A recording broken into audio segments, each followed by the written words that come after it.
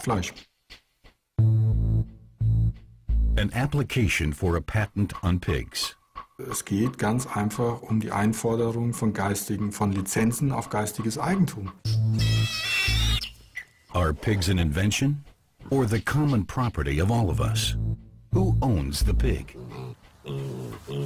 Es geht um die Patentierung, um die Privatisierung von Gensequenzen. Genes on pig DNA, decoded and described by the Monsanto Corporation of America. But these genes have always been there. Will we soon be forced to pay fees for nature's heritage? It is a very, very big business plan, and it includes control of food, from the seed and the field to the fork. The politically charged patent is soon to go into effect worldwide. Christoph Zimmer, a farmer from Swabia, sees his livelihood in jeopardy. Is he soon to be prohibited from breeding pigs because their genetic material belongs to a corporation?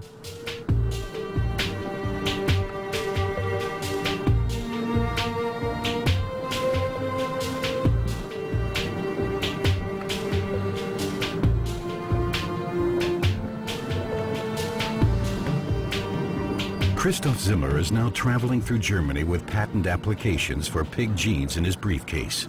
He wants to shake up the other farmers to protest against the sellout of life, as he calls it. Wie kann denn jemand ein Patent auf Dinge beanspruchen, die es schon gibt? Da kann er gleich ein Patent auf Sonnenlicht beanspruchen oder dass man hier zum Kinderkriegen ein Patent braucht und nicht dann Lizenzgebühren abführen muss.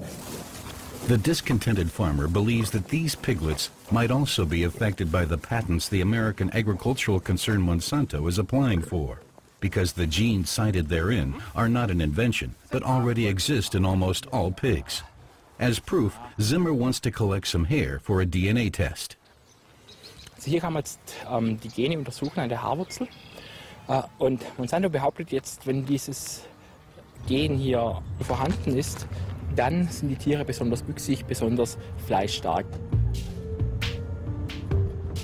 Es ist einfach so, zu wem ich auch gehe, der glaubt mir das nicht. Warum sollte irgendjemand hier kommen können und ein Recht auf etwas geltend machen, das eigentlich schon lange den Landwirten gehört oder der gesamten Gesellschaft gehört? Und deshalb denke ich, ist einfach wichtig, dass man sich jetzt auf die Barrikaden stellt und man einfach auch sein Recht an seinen eigenen Tieren hat. Das ist die Existenz von mir und von ganz vielen Landwirten hier in der Region auch. A field in Schwäbisch Hall is Farmer Zimmer's next destination. He wants to inform Markus Betzelberger and his father Ernst, who breed pigs, about the patent applications brewing in faraway America. Hallo Ernst, hallo Markus. Hallo Christoph. The scientists at Monsanto claim in their application that certain pig genes promise more rapid flesh growth. If the patent is granted, Monsanto could in future also demand license fees for the Betzelberger's animals if this gene is naturally found in them, and the farmers cannot prove that they didn't use Monsanto's patented breeding methods. Ja, das kann es im Prinzip nicht sein, dass unsere Tiere praktisch der amerikanische Konzern gehören und ja, wir im Prinzip die Tiere noch füttern dürfen und halten dürfen, aber die darüber entscheiden dürfen, was mit den Tieren passiert. Monsanto, company headquarters in St. Louis, Missouri, heavily guarded like the maximum security wing of a prison. This is where the idea for a worldwide pig monopoly was born. In the lab, scientists are hard at work on an ongoing series of new patents. The goal is worldwide domination in the field of food production. An annual sales volume of more than 4 billion euros is realized here, up until now primarily by means of genetically engineered plants and seed. Diese Oligarchien der Weltkonzerne haben ganz wenige Menschen, ganz wenige Gruppen, die haben eine Macht heute, wie sie nie ein Kaiser, nie ein König, nie ein Papst in der Geschichte der Menschheit gehabt hat. Und Monsanto ist einer dieser Weltkonzerne, sehr effizient übrigens, unglaublich dynamisch, unglaublich vital. Das sind Feudalherren neuesten Types. Monsanto began by manufacturing insecticides and later went on to genetically engineer the plants themselves for greater resistance. This allowed the plants to better tolerate Monsanto's own crop sprays. Of primary importance was that everything could be patented. Patenting is all about control, and Monsanto is all about control. You know, they're already the #1 seed company in the world, and they control those seeds through patents, through government monopolies, so they and only they can use those seeds.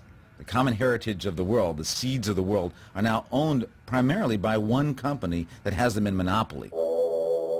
The American Patent Office, USPTO. This is where Monsanto has submitted its pig patents for approval. The patent authorities are not yet prepared to issue a statement, but the decision on whether to grant the patent could set the precedent for how the other 159 countries where the patent application has been submitted will decide. The major question remains whether life forms should be subject to patents at all. Patenting living organisms is settled case law here in the United States, and I do it for my clients every day.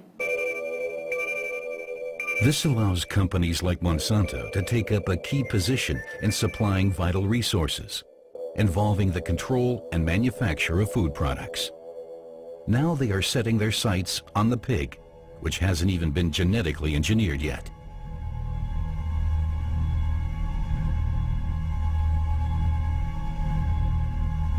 It's a very broad patent that would grant, if it's accepted worldwide, would grant Monsanto control of a significant percentage of all the pigs in the world. And here's what's so critical. The patent isn't just for the pigs, it's for the pigs' offspring. So Mother Nature works for Monsanto's profit. Every time pigs naturally reproduce, that is a violation of the patent that you would have to pay Monsanto for.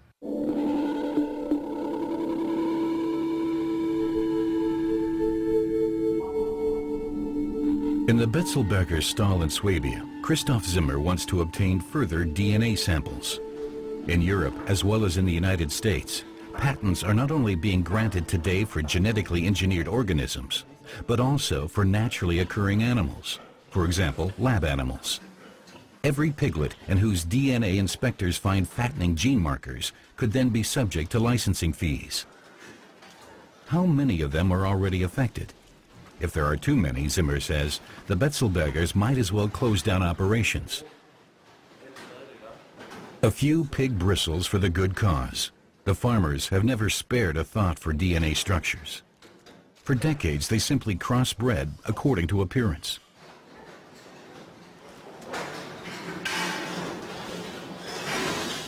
Now, Christoph Zimmer only needs to find a lab willing to do the test. Not an easy task, because even conducting this test infringes on patents owned by the American company.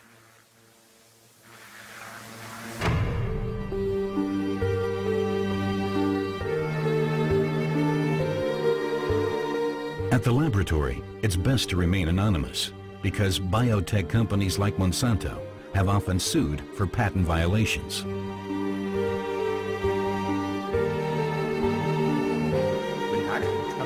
This is big business. The worldwide market for pork is estimated at several billion euros. For Farmer Zimmer and his colleagues, a lot is riding on the test results.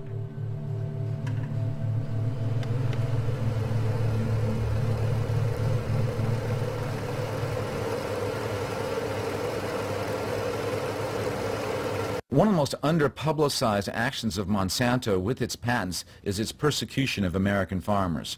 We have just completed a study that shows that they have threatened thousands of American farmers with lawsuits for violating their patents. That over 129 lawsuits have been filed by Monsanto against American farmers, and they have reaped millions of dollars. And this is Monsanto coming in with its huge legal team, all of its power coming after a small farmer in South Dakota or Nebraska or in Indiana, trespassing on their land, making up, in many cases, making up lies about what these farmers were doing and not doing, persecuting them, and often driving them out of business. We have documented this. If this is what Monsanto will do to these farmers, imagine what they'll do to the farmers around the world. If this is what they're doing with their patents on crops, imagine what they'll do to farmers when they've patented the animals of the world as well. Ruined and convicted, Percy Schmeiser was sued by Monsanto for patent infringements worth several $1 million. They had discovered patented seed on the Canadian farmer's land. Schmeiser, a staunch opponent of genetic engineering, claimed that the seed had been carried onto his field via pollen from neighboring fields. But his protests were in vain. And it destroys the property of others. Whether it's an organic farmer or conventional farmer like myself, it is wrong, wrong, wrong. No one should have the rights by introducing something into the environment that destroys the property of others. Hier Lizenzen einzufordern, diesen Anspruch erhebt Monsanto, wenn ein Landwirt bewusst diese Technologie und das geistige Eigentum missachtet.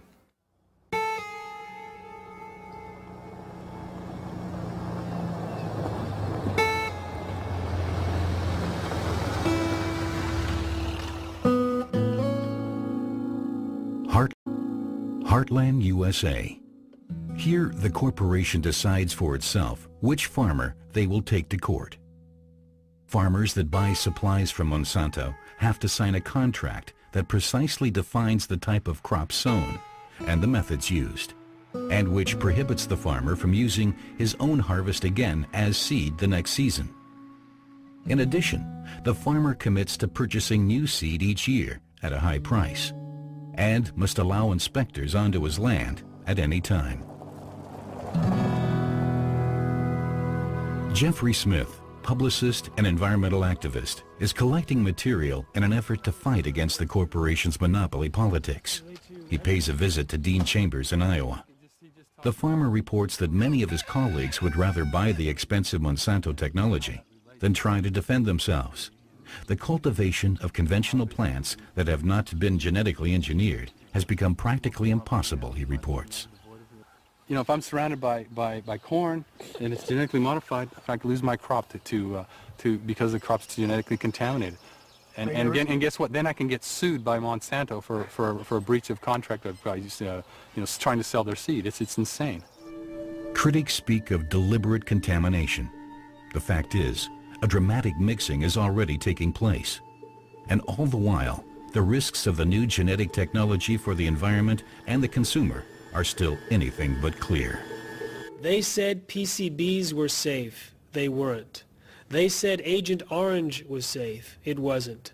And they're saying now that genetic engineering is safe. And it's not. Insecticides are a thing of the past.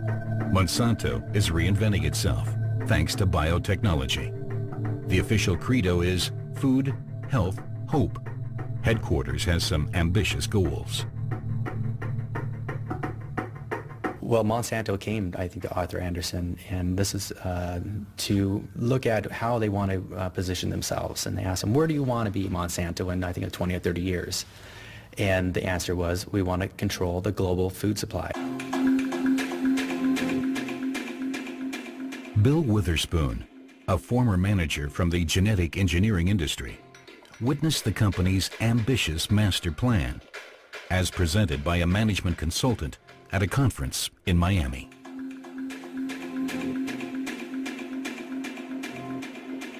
The consultant believed that Monsanto would, through controlling intellectual property, patents, right, worldwide control, not have to worry about market share because there would be no one else to compete against them.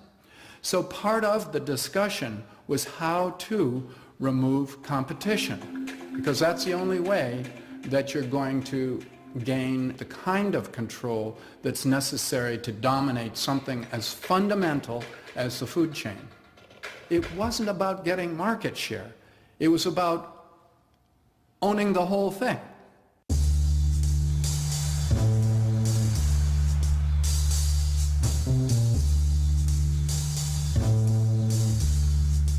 Farmers in Germany still have no idea how far the corporation is going to take its patent actions. Nonetheless, Christoph Zimmer is uneasy. The first laboratory results are in, and they are anything but encouraging. He wants to conduct further tests on the farm of Manfred Horlacher, who breeds an especially old race of pig. Beim Werner und beim Frieder, da haben wir auch schon untersucht. dann haben wir festgestellt, dass bis zu 75% von den Schweinen diese Gene enthalten haben, auf die Monsanto da das Patent erhebt.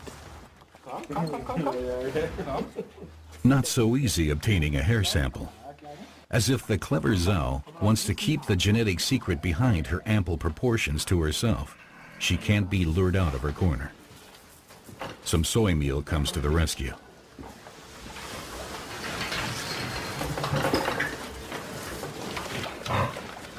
Ja, einwandfrei. At the Horlacher farm, the breeders are also finding Monsanto's pig patent hard to stomach.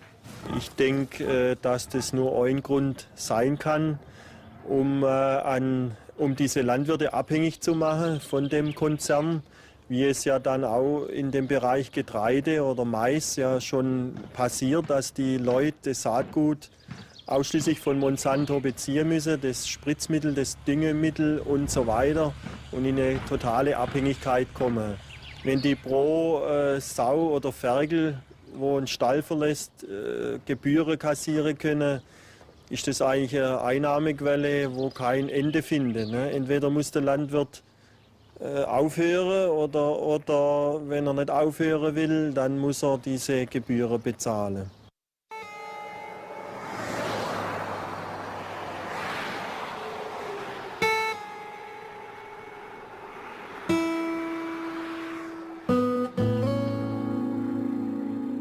In the United States and other countries, there are increasingly frequent reports of problems with genetic engineering. Harvests are failing, pests are returning, and allergies are multiplying. Monsanto has worked a new clause into its more recent contracts that forbids farmers from suing the company if genetically engineered seed should fail. In some American states, farmers who feed their pigs exclusively with genetically modified corn or soy have noticed a mysterious drop in their stock's fertility. Environmental activist Jeffrey Smith suspects that there is a connection between Monsanto's attempt to make a large-scale entry into the pig breeding business and the alleged problems with genetically modified feed. Hi, Jeffrey. Yeah, so I just got word from this person that knows someone that's raising heritage pigs in New York that they also had trouble giving birth when being fed certain varieties of genetically modified corn. And there's these people in Harlan, Iowa that talk about their pigs as a result and not getting pregnant as a result of eating genetically modified corn. So we've got a rather sophisticated puzzle here we have to figure out.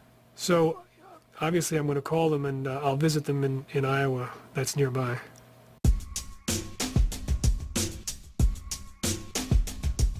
Jeffrey Smith wants to get an impression of the situation at the farm of Leland Kaufman, who recently had to give up breeding pigs. He now purchases his livestock from a large breeder. So, test cost $300 a run. We went on for years, couldn't figure out what our conception rate problem was. We worked with a veterinary, spent $1,000 here, $1,000 there. Nobody can figure out what was going on. And we just finally give up. For a few years, we were planting 100% BT corn.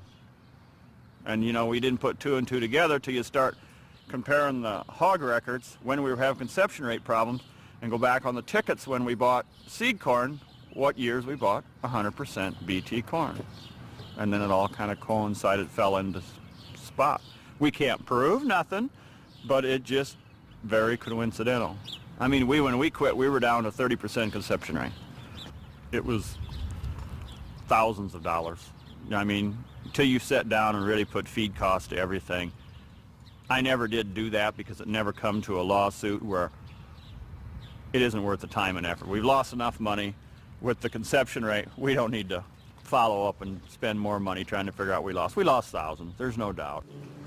Jeffrey Smith wants to know what the farmer believes is the impact of the whole thing on people, on consumers. Nobody knows, you know, or they're not telling us, or they don't want to tell us. The big companies probably don't want to tell us, so now, who's the guinea pig now?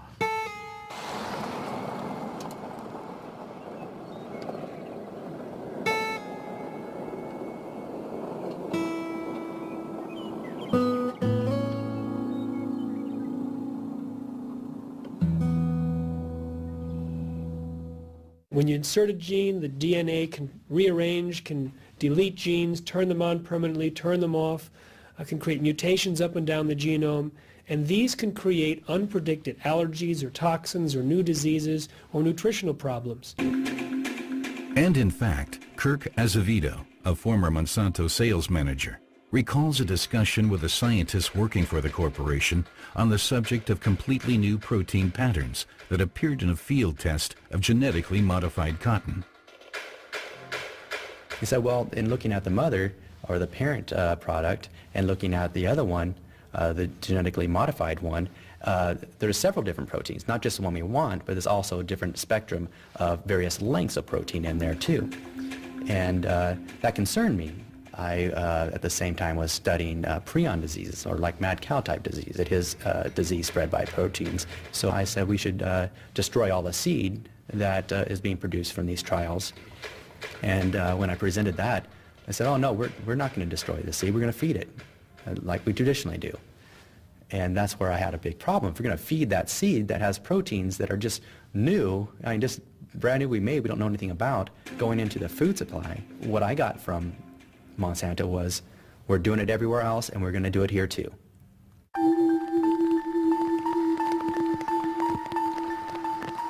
Imagine is the advertising slogan chosen by the biotech corporation. Imagine that the food Monsanto wants to supply to the world is not safe. What happens then?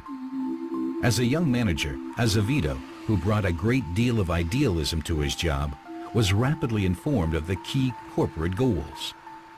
Coming to St. Louis and talking about these ideals, I was pulled aside by one of the vice presidents, and he said, we're not necessarily about all these good things, reducing waste and feeding the world, we're about making money. From its headquarters in St. Louis, formerly the gateway to the West for frontier settlers, Monsanto hopes that American gene technology, patent-ready technology, will go on to conquer the world. Securing resources for itself is at the top of the company's political agenda, which is why it rapidly succeeded in pushing through approvals for the new products. The word was cooperation with government and regulatory agencies. Now, you have to read between the lines. What does cooperate mean? I mean, you know, cooperate means you shake hands. Enjoying an inside route to the corridors of power, Monsanto was able again and again to place employees in influential positions. Through Washington's revolving door, corporate players continually traded posts at the licensing authorities, later returning to high-paid board positions at the company. In the early 1990s, a blatant scandal played out behind the scenes at the nation's capital. It was about nothing less than the fundamental decision on whether genetically modified organisms should be allowed to enter the food supply at all. Several FDA inspectors expressed great concern after studying the test results. The government held back the papers in which they explained their reservations, however, as described by a critical FDA expert.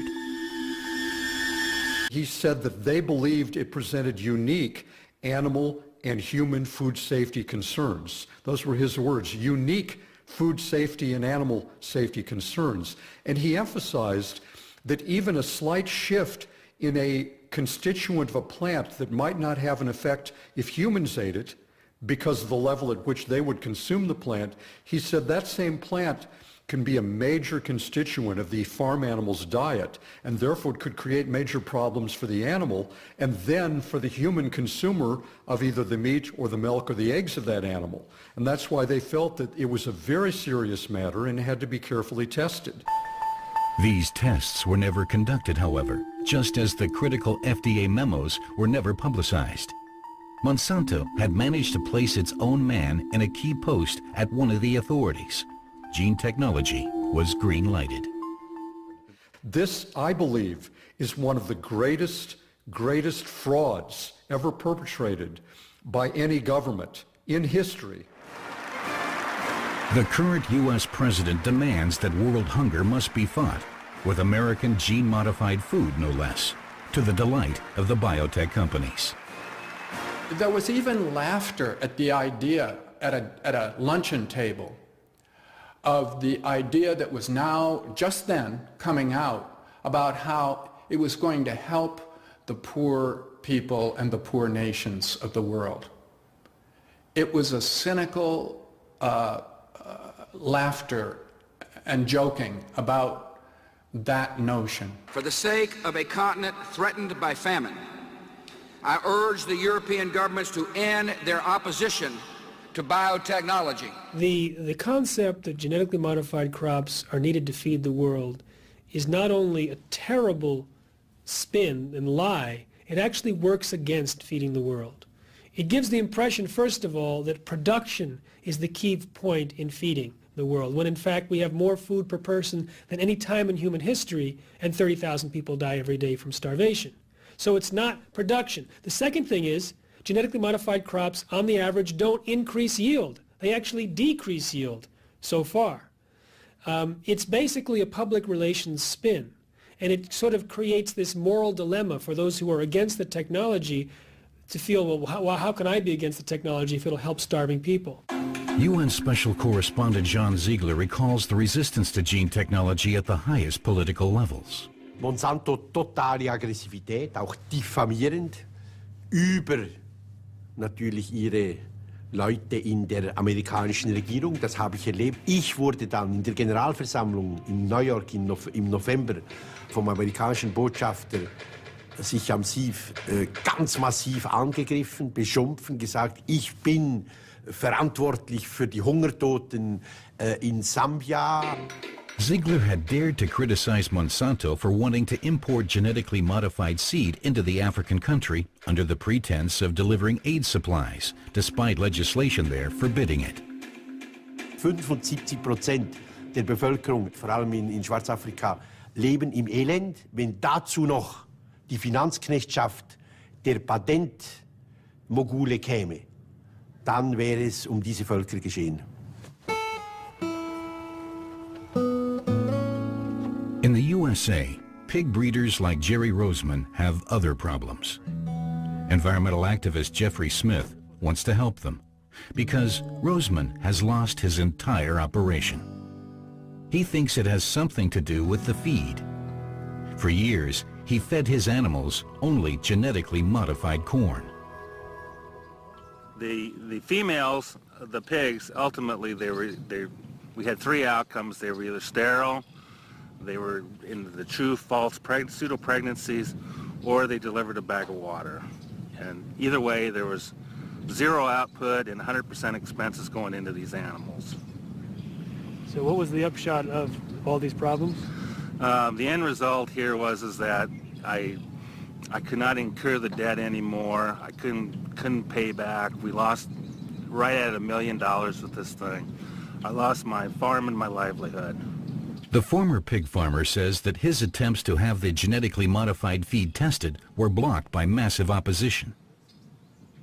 I was totally appalled at the treatment that I received from the USDA, the EPA, and the FDA at the national levels and at the state levels. Everyone tried to make this go under the floor. Their comments from the seed corn company was that we will ignore Jerry Roseman and eventually he will starve and go away and the problem will no longer exist.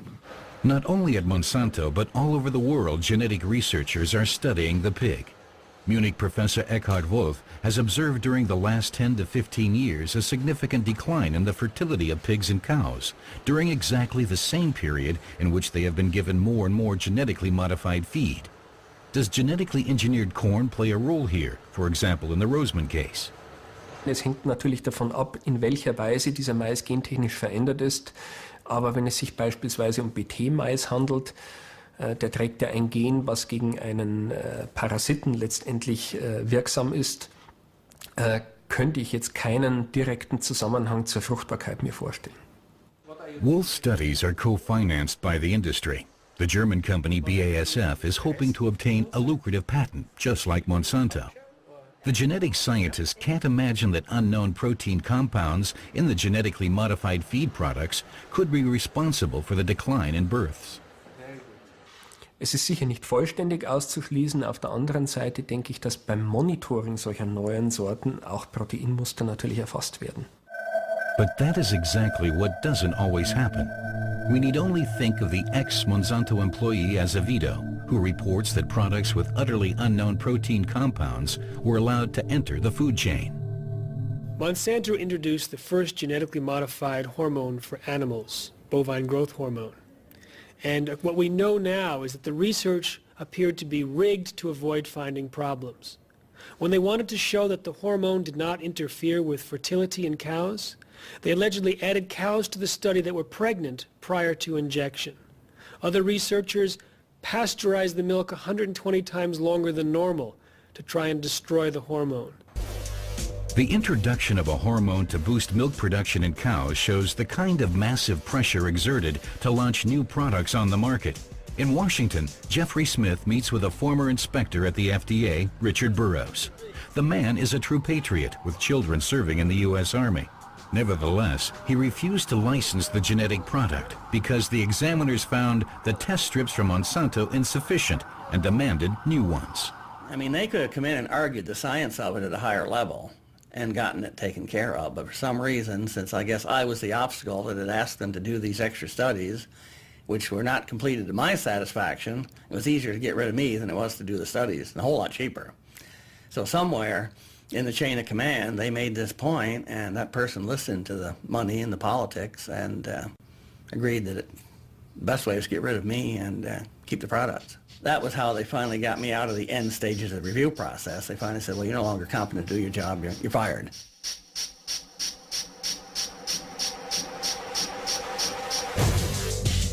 Obstacles are placed in the path of the press as well.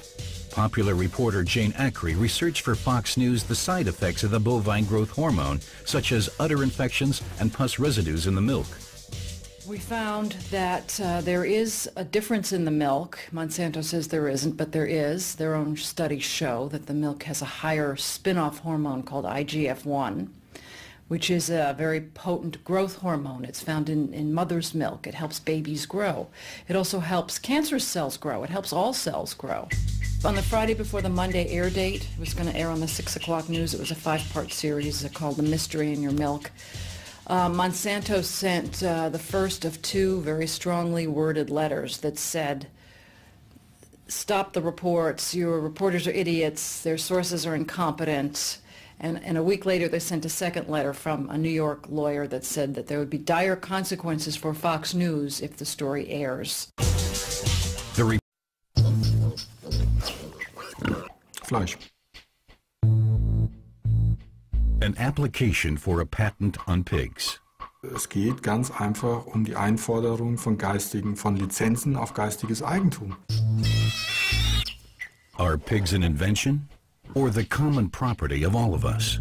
Who owns the pig? Es geht um die Patentierung, um die Privatisierung von Gensequenzen. Genes on pig DNA, decoded and described by the Monsanto Corporation of America. But these genes have always been there. Will we soon be forced to pay fees for nature's heritage? It is a very, very big business plan, and it includes control of food, from the seed and the field to the fork. The politically charged patent is soon to go into effect worldwide.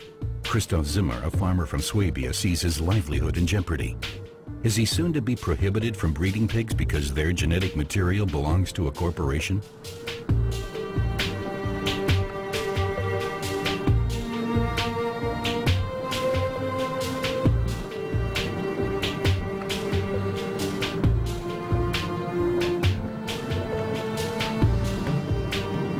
Christoph Zimmer is now traveling through Germany with patent applications for pig genes in his briefcase. He wants to shake up the other farmers to protest against the sellout of life, as he calls it. Wie kann denn jemand ein Patent auf Dinge beanspruchen, die es schon gibt? Da kann er gleich ein Patent auf Sonnenlicht beanspruchen oder dass man hier zum Kinderkriegen ein Patent braucht und nicht dann Lizenzgebühren abführen muss. The discontented farmer believes that these piglets might also be affected by the patents the American agricultural concern Monsanto is applying for, because the genes cited therein are not an invention, but already exist in almost all pigs. As proof, Zimmer wants to collect some hair for a DNA test. Also hier kann man jetzt die Gene untersuchen an der Haarwurzel.